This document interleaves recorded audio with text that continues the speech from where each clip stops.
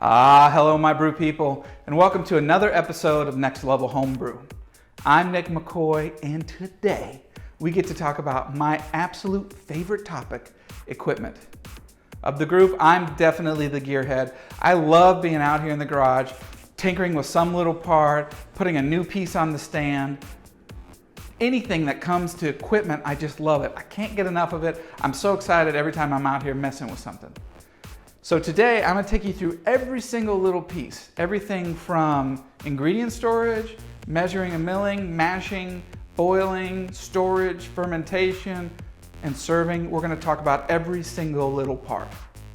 Before we get going though, you should know two quick things. One, this system was assembled over time. It took me about 5 years of finding little parts here and there, whether it's through eBay, homebrew finds, Craigslist. I did get it all on a little bit of a budget and a little bit of a deal. You can do it too, it just takes a little bit of patience. The second part, there are a couple DIY projects. I love building stuff. I love making stuff with my hands. So I don't really shy away from those kind of things. That doesn't mean you do, but I love it. So I'm gonna put the links to that stuff down in the links section. If you do have any questions, put it in the comment section below and I'll try to answer any kind of questions that may come up. So let's get to it. All right. Before we talk about any other part of the brewing process, we got to talk about water. Jeff and I live here in Texas, specifically North Texas, and we don't have great brewing water. Super alkaline, tons of minerals. The worst part is our water sources change all the time. So a couple years ago, we decided to start building our water from RO water, putting minerals back in it. And I will tell you, no single change has ever made a bigger improvement than building water from scratch. You can go to the store and you can collect RO water in your carboys or whatever it may be, but that takes a long time. You got to sit there a long time at the store, wait in line, all those things. So it's a little bit of a luxury, but we have a small countertop RO system. It's 5 filters. It filters from our utility sink through the RO system and down to this wine fermenter. And take a look here. So this is a wine fermenter. I got it at a wine store. It's 30 liters and it does a really good job of collecting the water overnight. This thing is 75 gallons per day. So a half a day, a night's sleep will fill up this guy pretty much for the most part. If you're gonna be building water from RO, you gotta have yourself a really good scale. This is a gram scale, some people call it a blade scale. You gotta have a pretty good resolution, either to the 10th or the 100th, so that you can take your minerals like gypsum or calcium chloride and put them back into the water in very specific amounts. So that's the RO water system for the most part. Let's move on. Okay. I just want to touch real quickly on ingredients and storage. If you are lucky enough to be brewing multiple times a month or maybe once a week, you got to be buying some things in bulk. It saves a ton of money, specifically base grains and hops. Hops especially. You can save almost like 75% by buying these by the pound. Once you open them though, you got to find a way to keep them fresh. So you get a vacuum sealer. This is a food saver. Picked it up on a Black Friday sale. It was, I think, 70 bucks or something like that. And you buy these little tiny rolls. And then you put them in here and seal them up. And they'll still perfect for a long time. Yeah, I've stored them up to 2 years and they look great. Some people say that you should CO2 purge the bag before you seal them. I didn't find that did anything, so I just stopped doing it. That's just my opinion though. Now, these shipping containers hold the grains. 2 of these big guys, I think it's 6 gallons, holds 1 50-pound sack. So, and they're pretty cool. They're from Uline and they're airtight. I'll let you hear it when you seal them up. They're used for like shipping powders overseas and stuff like that. This is the big one, like I said, we use for the base grains, Munich, Pilsner, Turo. This little guy is for like 10 pounds of grains, specifically specialty grains. Our local homebrew store doesn't always carry some of the specialty grains that we want, so I'll order them from a northern brewer and then keep them in here. If they're not moist and they're kept fresh in a cool space, these can last a year or 2, no issue. So there you go. Okay, let's talk about milling and mashing. If you're gonna store grains at home, you gotta be able to mill them at home. So you need a good scale and a good mill. For the mill, we use a monster mill. I did have a couple other ones at one point or another, didn't like them per se, so I came back to the Monster Mill, and this one has been a beast. It gets through all the grains, no issues. We've never had to adjust it or do anything to it. This is exactly how it came right out of the box.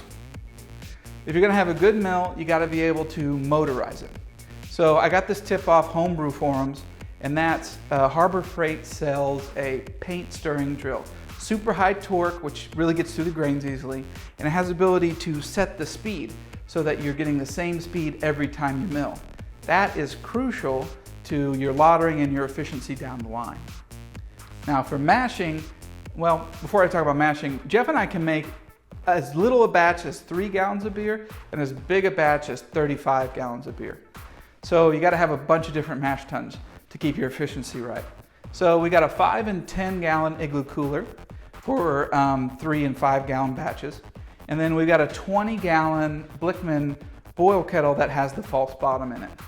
If we make a super big batch of really high alcohol beer, then our 26 gallon boil kettle, we also have a false bottom for that so that we can make Christmas beer or something like that.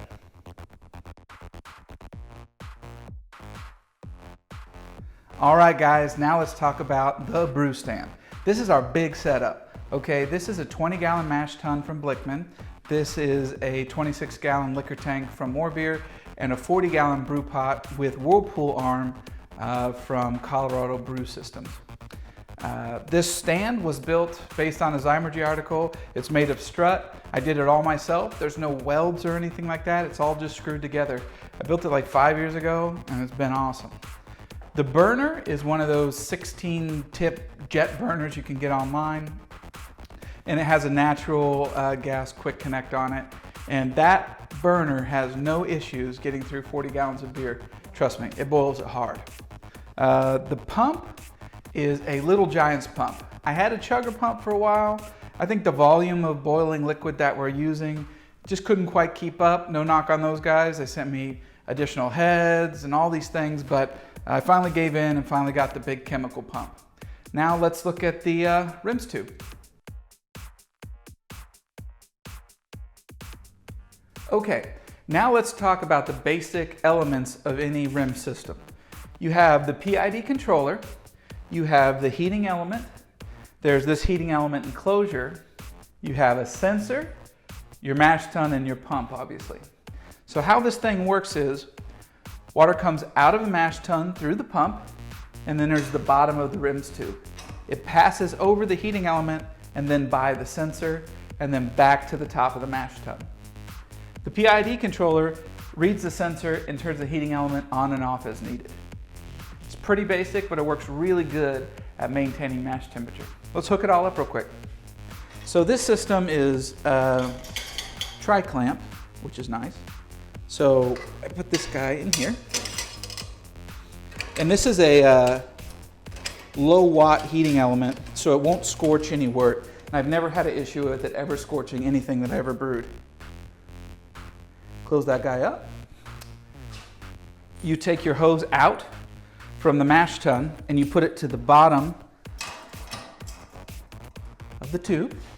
And then you just take a hose that's going to go back in the top and connect it here to the last output of the rinse tube. So that's the basic setup. One last part of the brew stand I'd like to show you before we move on is a little bit about whirlpooling. Every beer we make, we whirlpool. Whether it's to help chill the beer or to get those late great hop flavors, we're doing it in some way, shape, or form. The big pot has a whirlpool inlet. So I just hook my hoses up at the end of the day, turn it on. But for my little pots, I had to build something. So I've got this racking cane that I straightened out. And trust me, it takes a lot of work to straighten one of these out. It's stainless steel.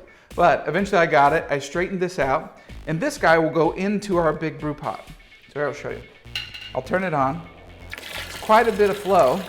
This will sit in the middle of the pot, and I'll just use a clamp. We'll put our immersion chiller in here, and so it's constantly rotating the liquid and helping it chill really fast. Sometimes we'll just do like 30 minutes of whirlpooling for IPAs that are going to have a huge hop burst at the end. But either way, this is a great cheap solution to using Whirlpool. Brew day's over and it's time to start talking about fermentation. So like I mentioned earlier, we have several different batch sizes that we make. So we got several ways to ferment. First, starting out with this 3-gallon plastic carboy. These things are great and we actually use them a bunch. We'll take a 10-gallon batch, split it 3 ways, and that allows you to try different yeasts, different dry hopping. It's a good way to develop a recipe really quickly. After that, we use these 6-gallon carboys like most of people use at home. This is 80% of what we use. Moving on, we got 2 conicals. I've got this 14-gallon conical from Blichmann. Right now we got 10 gallons of Dunkel in there, all right. And then I've got this 27-gallon conical from More Beer. This thing is pretty badass. It rolls right up into this fridge. So once you've got everything in your fermenter, you got to have a way to temperature control. So obviously we have the big fridge and it has a shelf so that we can put carboys in there if necessary. And I've got this little guy and he'll hold 5 6-gallon carboys or a bunch of little ones.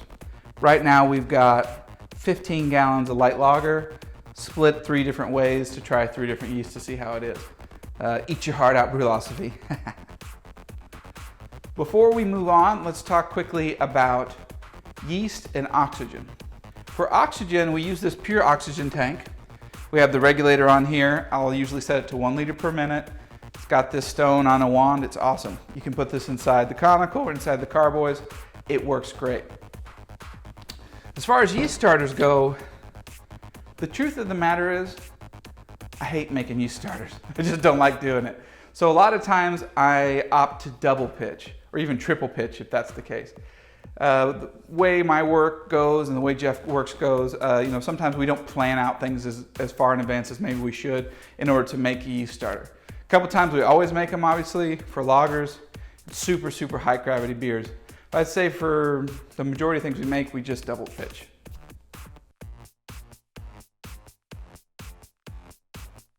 One last part of the brew system I'd like to show you before we move on is how we do packaging, storage, and serving. 100% of the time, Jeff and I always keg our beer. Even if we're gonna put it in a competition later, put it in the keg first, get the carbonation just right, and then use a Blichmann beer gun to bottle. For the kegs themselves, we're using 5-gallon kegs, ball lock, pin lock, it doesn't matter, it's whatever's on sale. And then we got these little 3-gallon guys for those test batches. For storage and serving, I got this chest freezer. This has been a great investment. It stores 8 kegs in it at one time, and then with the CO2 it'll store 7. And usually for carbonation, half and half, we're either using the shake method or we're using the slow time method where you set it to like 12 and forget about it for like 5 days. Most of the time I'm serving directly from here. So I just have a couple little party taps that I'll hook up to each keg. And just tell people what's going on in here, put some little tape on here and let people come in and pour their own beer. It's a really good way. You're not moving the kegs around very much. They're pretty much staying put the whole time that they're in storage.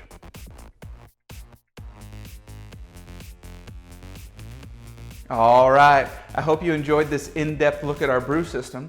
If you have any questions, comments, or suggestions, please put them below. I'll try to get to them as quick as possible. If you did enjoy this video, please like it, share it with your buddies, and more importantly, please subscribe to our channel. Until we see you next time, cheers.